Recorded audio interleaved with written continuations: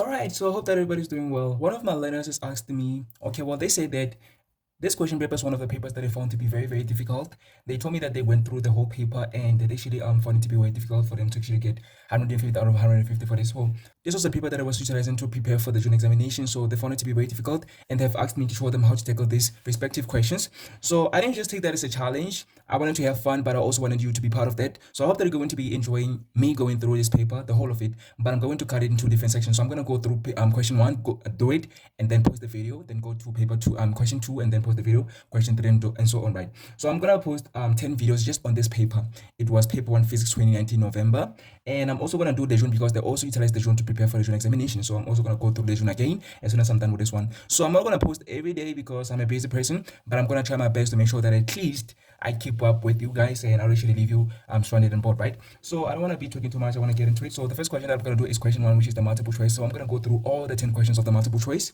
And I hope that this video is going to be helpful to all the learners that are going to be watching it. And of course, I hope that you're going to be enjoying the way that I'm going to explain how to tackle these respective questions. So I decided to do this and take this as a challenge, not just as a challenge, but to also help the learners that are struggling to tackle these respective questions. So I hope that it's going to be very, very helpful. So yeah, I don't want to be talking too much. I hope that you're going to enjoy. Let us get into it. So physics 2019 paper 1 November paper. So question 1 is a multiple choice question, and 1.1 had said, which physical quantity is equal to the rate of change of momentum? So okay, so we have question 1 here, which is the multiple choice. Let me write that down. Question 1, which is the multiple choice. So we have 1.1. So I'm gonna write it. Let me see. I'm gonna write it here. So he said, which physical quantity is equal to the rate of change of momentum? So I don't know if you remember that. So in multiple choice, I always tell my learners to utilize either of the two methods, the direct method or the elimination method. So here we're going to utilize the elimination method because we already know what the rate of change of momentum is. Okay, so this is the rate of change of momentum. I don't know if you remember this, but the rate of change of momentum is simply, according to Newton's second law in terms of momentum, we have the net force on an object is equal to the rate of change of momentum. So we have this change of momentum over time. So this formula is the second law in terms of momentum. So the rate of change of momentum is this that we have here. So obviously it is equal to the net force. So you're going to utilize the elimination method. So every answer that is not the net force is wrong. So obviously the correct answer here is net force, and we're going to eliminate or choose the obviously right answer by eliminating the obviously wrong answers. So is it mass? No, it is not mass. So it is not A. Is it impulse? No, it is not the impulse. So it is not B. And of course it is C, which is the net force. And of course it is not D, which is the acceleration. So the correct answer for 1.1 is obviously C, which is the net force. So let's go to the second question, which is 1.2. 1.2, it said the gravitational acceleration on the surface of the planet of radius r is g. So talking about the gravitational acceleration, so that means that there is the Newton's law of universal gravitation. You have to know its formula, especially the formula for calculating the gravitational acceleration. So it is there at the back of the paper or in the formula sheet, by the way. The gravitational acceleration at a height of 2r above the surface of the same planet is, okay, we have to calculate the gravitational acceleration when this person or this object is at a height of 2r above the surface of the planet. So this is the scenario. We have a planet here, which is a planet with a radius of r, right? So this is the center of the planet. This is the center of the planet, and then this is its radius. So its radius is r, right? But they say that this person or this what is it? Let me see.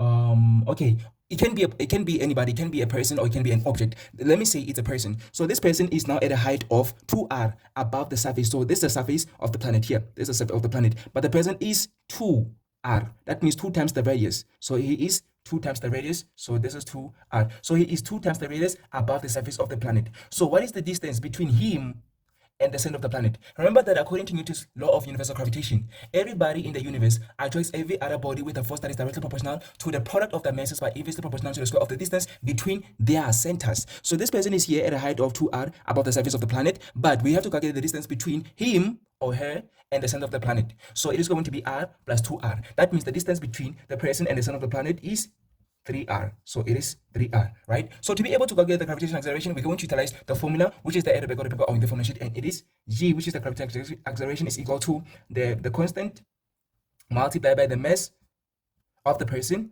over the distance squared or the radius squared, right? So this is how we calculate it. This formula, have it at the back of the paper or in the formula sheet. But because they wanted the gravitational acceleration of the person, we have to utilize the mass of the person. But if they wanted the gravitational acceleration of the planet, we have to know the mass of the planet, or we have to substitute the mass of the planet. Because they said of the person or of that object, we have to know the mass of that person, right? So this is, well, they said that the gravitational acceleration of the person is g. Okay, so this is the g. This is the g when the person is just above the surface of the planet, not 2r above the surface of the planet. So this is the normal one, right? So now we have to calculate the gravitational acceleration when the person is 2r above the surface of the planet. That means he is 3r away from the center of the planet. So that means we're going to be like the g multiplied, which is the constant multiplied by the mass of the person. It doesn't change. Remember that the mass of the person doesn't change, right? So this is going to be over. Now the radius is no longer r, it is 3r, right? So we're going to be like, okay, we have 3r, then we're going to square that. We have 3r, and then we're going to square it. So when you try to simplify this, we're going to have, let me say this is g1. So this is the normal gravitational acceleration when this person is just on the surface of the planet. When the person is just on the surface of the planet, let me actually indicate that. So when the person is on the surface of the planet, this is his acceleration, gravitational acceleration. So his gravitational acceleration is u1 when he is on the surface of the planet. But when he is 2r above the surface of the planet, he is now 3r away from the center of the planet. Initially, he was just r, which is the radius of the planet, away from the center of the planet. But now he is 2r above the center of the planet. That means he is 3r away from the center of the planet. Right. So now this is going to be the gravitational acceleration of the person when he is 2r above the surface. So we're going to be like g2 is equal to g multiplied by m, which is the mass of the person. Over. Remember that the mass of the person doesn't change unless the person gains weight. I don't know how. Right. So we're going to be like 3 squared is 9, then r squared. Right. So now this is going to be the g2. This is gravitational acceleration when the person is 2r above the surface of the planet or 3r away from the center of the planet. Right. So we're going to have to compare g1 and g2 and check the relationship between them. Right. But we have to know how does g2 relate to g1. Remember that g1 is just g. So that means g multiplied by m over r squared is just g. So wherever we see g multiplied by m over r squared, we're going to substitute g. That means this is equal to g multiplied by m over r squared. Now, that means wherever we see g multiplied by m over r squared, we're going to substitute g. We're going to have this. So this, which is g multiplied by m over r squared, that is g. So that means g2 is going to be equal to g multiplied by m over r squared. We know that it is g, so we're going to like g over, the only thing that is remaining on the bottom is 9. So that means g2 is g over 9. So this is how we calculate the g2, which is the gravitational acceleration that a person is going to experience or have when they are 2r above the center of the planet or 3r away from the center of the planet. So that means the answer is g over 9. So this is the direct method when you have to calculate the fin test before you choosing the correct answer. So we have utilized the direct method here, unlike the first question where we utilized the elimination method. So let us choose the correct answer here. So 1.2, the answer is going to be A, which is g over 9. So I hope that you have understood how I've actually worked this out, and if you have any questions regarding that, please let me know in the comment section. So the correct answer here for 1.2 is A. Let us go to the next question, which is 1.3. So 1.3 says a ball falls from the edge of the table, ignore the effects of air friction. So the fact that I'm saying the ball falls, I'm going to assume that this is vertical projectile motion, right? So we have a ball that is going to fall from the edge of the table. So let us assume that we have a table here. So let us assume that this is a table, and then we have a ball right here, which is going to fall, right? So this is a table, and of course, here's going to be the floor or the ground. So this ball is going to fall, and of course, when it falls, it's going to fall like that, and it's going to reach the ground, right? So what they want from us is, okay, well, they're saying which one of the physical quantities associated with the ball during the fall remains constant. So what remains constant when this ball is falling? So remember what they said. They said that the ball falls. They didn't say that there's a force that we're going to apply to drop the ball. So that means this ball is not going to be thrown. This ball is just going to fall. That means we're going to assume that the ball has dropped. So that means its initial velocity was 0. So this ball is going to fall to the ground. What is going to remain constant? The only thing that's going to remain constant is the natural force, which is the gravitational force. It is the only force that is going to remain constant. The other things other than the gravitational force, which are not normal or which are not natural, are not going to remain constant. That means the only thing that's going to remain constant here is the natural force, which is the gravitational force, right? So let us look at the option that we have and see which one we're going to have to choose, right? Remember that the only thing that's going to remain constant is the gravity, or the force of gravity, or the gravitational force, and of course the acceleration, which is the gravitational acceleration. So we only have two options here, which is the gravity, which is also weight. Gravity is also weight, remember that, right? So gravity or weight, or we can also call it the gravitational force. The gravitational force, we can also call it, oh yeah, that's all, right? Or the force of gravity, we can also call it the force of gravity. These are the only things that are going to remain constant. And of course the gravitational acceleration, the gravitational acceleration.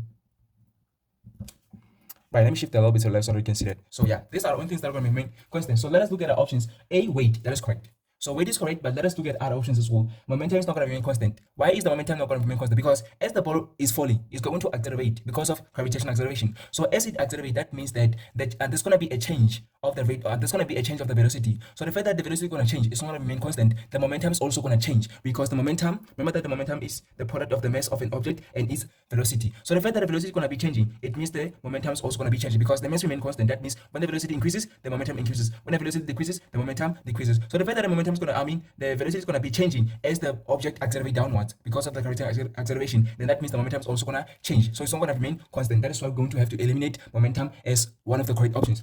And then kinetic energy is also gonna change. Why? Because kinetic energy is equal to half mv squared. So half is going to remain constant. M, which is the mass, is going to remain constant. The only thing that's going to change is the velocity, right? So the fact that as the ball falls, it experiences gravitational acceleration is going to accelerate. That means that the velocity is going to change. So the fact that the velocity is going to change, that means the kinetic energy is also going to change, because kinetic energy and the velocity are directly proportional. When one increases, the other one also increases. I hope that is clear. So the fact that the half and the m are constant, that means that the kinetic energy depends on the velocity of the object. So the fact that the velocity is going to be changing, that means the kinetic energy is also going to be changing as the ball falls or accelerates downwards. So kinetic energy is also going to change. So it's not going to remain constant. That is why we're going to have to eliminate it. What about the gravitational potential energy? Okay, well, the gravitational potential energy is EP, which is equal to mass multiplied gravitational acceleration multiplied by the h. So the mass is going to remain constant, of course, of the object, but its height is going, of course, we're also going to have the gravitational acceleration that's going to remain constant. So the two are going to remain constant, the mass and the gravitational acceleration, but the height above the ground, or at the height above the floor of the object, is going to change. So as the object is above the table, it's going to be at a certain height above the floor, right? But as it falls, its height above the floor is going to decrease. So the fact that the height is going to be changing means that the gravitational potential energy is also going to be changing. So the fact that gravitational potential energy is going to be changing due to the change of height of the ball above the floor, therefore we're going to have to eliminate this as well. So that means the last three options are not the correct ones. So that means that B, C, and D are not correct, and the only correct answer here is A, which is the weight, which is the gravitational force, which is this one here, gravity or the gravitational force. So that means that 1.3, the correct answer is A. Let us go to the next question, which is 1.4. So 1.4 is momentum in impulse, because I can already see the trolleys. So they're saying two trolleys X and Y of masses M and 2M respectively. So let me show you right 1.6 M, 1.7, 1.8, 1.9, 1.10, 1.4, 1.5, so that I may utilize the space that I have here for calculations. So 1.4 says two trolleys X and Y of masses M and 2M respectively are held together by a compressed spring between them. Initially, they are stationary on a horizontal floor, as shown below. Ignore the effect of friction. Right. So let me try to draw them. I know that I'm not going to be accurate, no beautiful. My drawing is not going to be beautiful, not accurate, but it doesn't actually even matter here. Understanding this is the thing that matters. So we're going to have the spring connecting the two trolleys. So of course they have different masses. The second trolley is more heavier than the other one. So this one has 2m of mass, and this one has m of x, mass, not x. And then this one is called x, and this one is called y. And of course they have the wheels as well. So they have the wheels, and yeah, like I said, they're gonna be like let us just assume that this is straight or horizontal line. Okay, it is not wavy like that. I was just trying to like copy this that we have here. Right, so they sent us, okay, well, the first thing that they've told us is that they are held together by a compressed spring, and of course they have different masses. So they're saying initially they are stationary. That means both their initial velocities was 0. So initial velocity of x, so x initial is equal to 0, but vy initial also is equal to 0. Right, so that is the only thing that have given us. And of course they said ignore the effects of friction. So when they say ignore the effects of friction, we're going to assume that this is an isolated system. That means no any other external forces are going to be causing an effect on the motion of these two trolleys that are a system or that are connected by a compressed spring.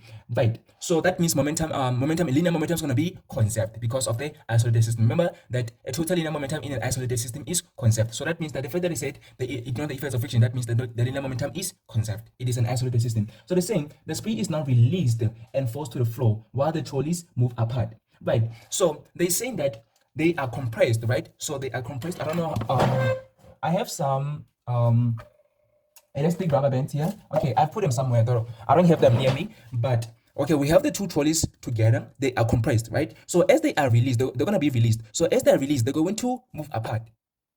I hope that you can actually imagine that. So they are compressed together, and then they're going to move apart. So as they move apart, the spring's going to fall to the floor. So the spring's going to fall to the floor, and they're going to move apart. That means this trolley, the trolley Y is going to move to the right, and the trolley X is going to move to the left. So they're going to separate. So the fact that they're going to separate, that means this is possibly going to be an elastic collision. So remember that they were close together, they were compressed together, and then they're going to move apart. So the fact that they're going to move apart, this is elastic collision. Not really that we are sure that it is an elastic collision, but it is possibly that it is more likely to be an elastic collision than an inelastic collision, because most of the times when collision is inelastic, the two are going to move together, but when they separate or just bump into each other and then bounce off, then it is an elastic collision. So this is possibly an elastic collision, but we're not sure yet. Let us get into the question. So it says the magnitude of the momentum of trolley X while it moves away is, okay, we have to calculate the magnitude of the momentum of trolley X while it moves away. They did not give us the final velocities. And of course, we're going to know that the final velocities are going to be maybe different. I don't know, right? But what we know is that the total linear momentum is going to be conserved. Why? Because the effects of frictions are ignored. So that means this is an isolated system. So in an isolated system, the total linear momentum is conserved. So we're going to be like the total linear momentum before. So that means the total linear momentum initially is equal to the total linear momentum after. That is why we say that it is conserved. Initially is equal to the after, right? So we're going to be like, okay, since they are both stationary initially, we're going to be like, okay, the mass of trolley X, the mass of trolley X plus the mass of trolley Y, then multiplied by what? By the initial velocities of them. Because they have the same initial velocity, we're going to take it out as a common factor. We don't need to say the mass of X multiplied by the initial velocity of X plus the mass of Y multiplied by the initial velocity of Y. We don't need to do that because mathematically we know that when you have a common factor, we can take it out as a common factor, right? So when you have the same term, we can take it out as a common factor. That's actually what I meant to say, right? So now we have, of course, we know that they're going to have different velocities, right? So now we're going to separate them. We're going to be like the mass of X multiplied by the final velocity of F, and the final velocity of X, then the mass of Y multiplied by the final velocity of Y, right? So the mass of X is what is it, m, then the mass of Y is 2m, then all of this multiplied by the initial velocity of both of them, which is just 0, which is equal to the mass of X is just m multiplied by the final velocity of X plus the mass of Y is 2m multiplied by the final velocity of Y. Right, so this is 0 on the left hand side, and then on the right hand side we have mass of X, then the final velocity of X, which is what we are trying to calculate. They want, what do they want? They want the momentum.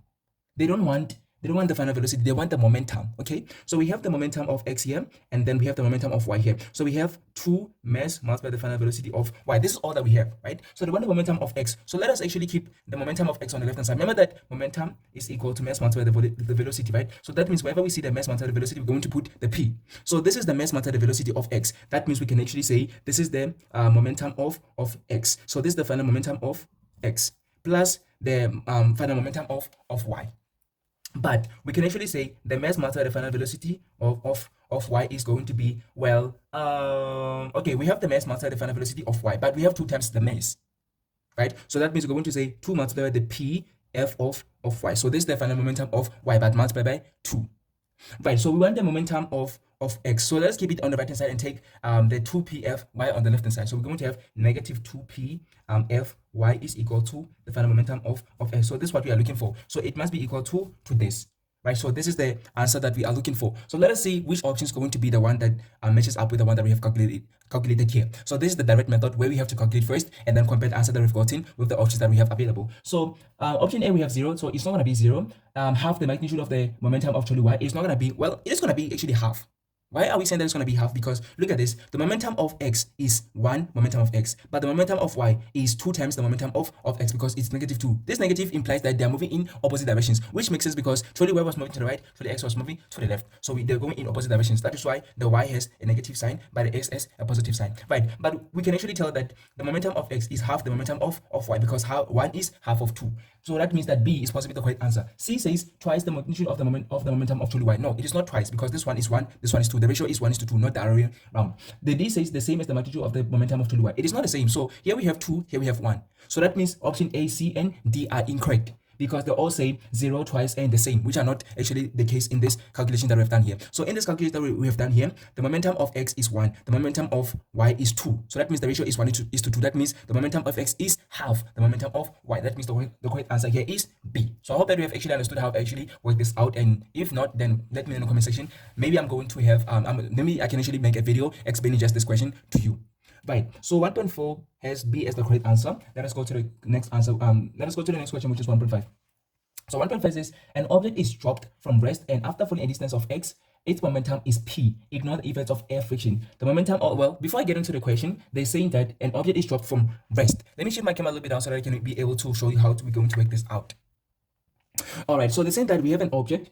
Okay, well, they didn't actually say where the object is originating from. They said that we have an object here that is going to fall, right? So this object is dropped.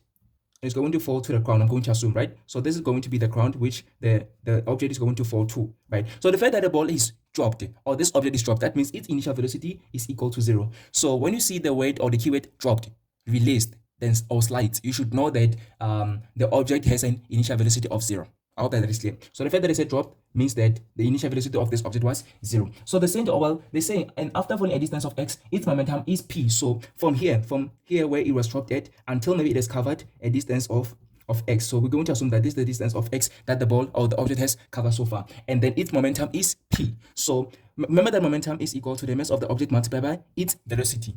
So that means as the object has fallen a distance of x, that means when it reaches this height here, that means when it has fallen from that point to this point here, when it reaches this height here, when it reaches this height, its momentum is equal to mv. But remember that we're going to say this momentum, this velocity at which it was at this point is going to be the final velocity. So that means its initial velocity was 0, and then at the point where it has covered x meters, its final velocity is something that we do not know. So we're going to have to keep this in mind. So this is the momentum of the object at this height above the ground. Right. So what I'm saying is the momentum of the object after it has fallen a distance of 2x is, okay, so the initial momentum, well, when the object has fallen a distance of x is mvf, right? So I don't want to say f. Why don't I want to say f? It is because I want to be specific. We're talking about the final velocity of x, so let me rather say mvx, so that I say it is the velocity when it has covered the distance of x. So let me actually call it the momentum is equal to mvx, which means the momentum of the object when it has covered the distance of x. Now we want to calculate the momentum of the object when it has covered a distance of 2x. How are we going to be able to do that? Let me actually show you how we're going to be able to do that. So because we're dealing with vertical projectile motion, you're going to have to take note of or remember the equations of motion, right? So we're going to be like, okay, so here at this point, we don't know the final velocity of the object when it has covered the x distance, right? So let alone the 2x distance. Let us just focus on the x distance that was covered by the object. Let us try to calculate the final velocity, and that's the momentum, right? So we're going to utilize the equations of motion. So we have to consider all of them. So we're going to be like, okay, the first one is vf is equal to vi plus a delta t, right? So let us assume that because it is falling, let us take down as positive. I always take the up as positive, but for the sake of this question, and because it's only just a multiple choice question, we're going to take up as positive. Down as positive, okay? But when you get to the serious question or the long question, we're going to take up as positive. But just for the sake of this video and also the multiple choice question, I'm going to take down as positive. Right, so this is the first equation, and the second one is vf squared is equal to vi squared plus 2a delta y, and then we have delta y is equal to vi delta t plus half a delta t. The last one is delta y is equal to vi plus vf over 2 multiplied delta t. So we have 4 options. So which one is going to be convenient for us to calculate the final velocity? So we're going to look at the ones that have the final velocity. So this one doesn't have the final velocity, so we're not going to utilize it. So automatically it is eliminated. So all of the other ones have the final velocity, but we don't have the time. So we don't know how much time it's gonna take for this object to cover a distance of x. So every every equation that has time, we're going to have to eliminate it. So we're going to have to eliminate the first equation because it has time. We're going to also have to eliminate the last equation because it has time. So that means the only option that we have is the second equation because it doesn't have time. So we're looking for the final velocity. We do have the initial velocity, which is 0. Acceleration is constant and it is negative 9.8 meters per second squared. But because it's taken down as positive, it's gonna be positive. So it's gonna be positive 9.8 meters per second squared. And then we also have the displacement or the distance, right? So that means we have everything besides the final velocity. So let us actually calculate the final velocity for the motion of x, and then the final velocity for the motion of y, and then compare the two. Right, so let us calculate the final velocity. So we're going to like final velocity squared is equal to initial velocity is 0, then plus 2, acceleration is 9.8 meters per second squared, so 9.8, and then delta y, so we have discovered x distance. Right, so we're going to like vf squared is equal to 2 now multiplied to 9.8 is 19.6, and then x. So because we're looking for VF, we're going to find the square root of both sides. And because VF was when the object was going down and we're taking down as positive, that means we're going to have to only consider the positive square root. Remember that I said that in previous videos, said when you calculate the VF here, this is a step that I know that a lot of learners make this mistake at. So you're going to have to say the plus or minus the square root of 19.6x and then decide, are you going to take the negative or positive square root? So because you're taking down as positive and the final velocity was when the object was going down, then you're going to have to take the positive. So you're going to be like VF is equal to positive what? The square root of 19.6x. Let us keep it to be like this. So this is the final velocity when the object has covered x meters or the distance of x. So the fact that we have the final velocity, we're just going to assume that the mass of the object is just m. So the mass of the object, we're going to assume that it is just m. So to calculate the momentum of x, we're going to be like or of the object when it is covered x, we're going to be like the momentum of x is equal to its mass, which is just m, multiplied by its final velocity. So its final velocity is this, which is the square root of 19.6x. So that means the momentum when the object has covered a distance of x is mass multiplied by 19.6x. Now let us calculate the momentum of the object when it is covered a distance of 2x. That means we're going to do the very same thing, but now here we're going to substitute 2x and determine the final velocity and then determine the momentum when the object was covered a distance of 2x. Right, so we're going to be like, okay, the final velocity we're going to calculate utilizing the following. So we're going to be like this formula. So we're going to like vf squared is equal to 0 still, because the final the initial velocity was 0, then plus 2 into 9.8. Why is that 9.8 positive? Because it is acceleration and it is acting downward. So since the object was also acting downward, if you're taking downward is positive, it's going to be positive. And then of course the displacement or the distance is 2x. So we're going to be like the final velocity when the object has covered 2x distance is going to be equal to 19.6 multiplied by 2. So we're going to be like 19.6 multiplied by 2, then x. So we're going to find the square root of both sides. So we're going to like vf is equal to the positive square root. Why are we taking the positive square root? I've explained that initially. So I hope that we have actually paid attention to that and you understand now why I've taken the positive square root. So we're going to like 19.6 multiplied by 2. What is 19.6 multiplied by 2? It is equal to, what is it, 39.2. So it is 39.2, then we have x. So we have 39.2x, right? So this is the final velocity when the object has covered a distance of 2x. So this is the final velocity when the object has covered a distance of 2x. This is the distance. This is the final velocity when the object has covered a distance of x. Now, what is the final? What is the momentum when the object has covered a distance of 2x? The momentum is going to be, or we're going to be like py or p2x. So we're going to like p2x. Let me actually shift a little bit to the right so that I can be able to see. All right, so this is going to be the momentum where the object is covered a distance of 2x, so it's going to be equal to the mass. Remember that the mass of the object is not going to change unless maybe the object gains weight. I don't know how. So the fact that the object is not going to gain weight, that means its mass is going to be constant. So we're going to be like the mass multiplied by the final velocity when the object is covered a distance of 2x. So it's going to be mass multiplied by 39.2x. 39.2x. And then we're going to compare the two. Remember that the px is the reference. So the px, we're just going to refer to it as p. So this is the original momentum. So the original momentum is p. So how does the p2x relate to the px? That is what we're trying to calculate here. So remember that the p2x, which is the momentum when the object has covered a distance of 2x, is going to be equal to mass, then the square root of, then remember that we had 2 multiplied by 19.6x. 2 multiplied by 19.6x. So let us actually try to simplify this utilizing mathematics or the set forms that you know. Right, so we're going to, well, we have the momentum when the object is covered a distance of 2x is equal to, then we have the mass, and then the square root of 2 multiplied by 19.6x. So we're going to say the momentum when the object is covered a distance of 2x is equal to, we have the mass, then the square root of 2 multiplied by the square root of 19.6x. Therefore, the momentum when the object is covered a distance of 2x is equal to, then let us say we have the square root of 2, then multiplied by the mass and the square root of 19.6x. 19.6x. All right, so we have actually taken the m and put it just here. So wherever we see the m multiplied by the square root of 19.6x, we're going to recognize that. So remember that I said that the momentum when the distance, the momentum when the object is covered a distance of x was m multiplied by the square root of 19.6x. So that means this, wherever we see this, we're going to substitute p. That means this is p. That means this is the initial or the original or the reference momentum. So that means wherever we see m multiplied by the square root of 19.6x, we're going to substitute p. So that means this that you see here, m, the square root of 19.6 is p. That means the momentum when the object has covered a distance of 2x is equal to the root of 2 multiplied by the p. So that means the momentum when the distance, or when the object is covered a distance of 2x is equal to square root of 2. Square root of 2 multiplied by p. So that means this is the answer here. And we're going to have to compare it with the options that we have available. So option A is p, which is not correct. And then option B is square root of 2p, which is correct because we also have the square root of 2 multiplied by p. What about option C? It says p over 2. That is not what we have found, so that is not correct. D says 2p. That is not what we have found, so that is not correct. That means the only option that is correct here is option B because we have calculated it to be the root of 2 multiplied by p. So I hope that I've actually explained in a way that you understand. And if there's if there's any question that we have, then welcome to ask in the comment section. So far, I've actually covered 1.1 to 1.5, and because the video is way too long for now, I'm going to have to cut it and then continue with the question paper in the next video. So I'm going to cut the video here and I'm going to continue with 1.6 to 1.10 and the other questions in the next video. So I hope that you have enjoyed and I've actually explained in a way that you understand, and now you have an idea of how to tackle the multiple choice questions. Although it's just multiple choice, look at how much work we have actually done. So that means that we have to treat the multiple choice questions as long questions. The way that you would have calculated or worked out the long questions, you also have to do the same thing for the multiple choice questions. So 1.5 answer is B. So let me actually write that down and then end the video. So the answer for 1.5 is B. So yeah, thank you very much. I'm gonna see you in the next video.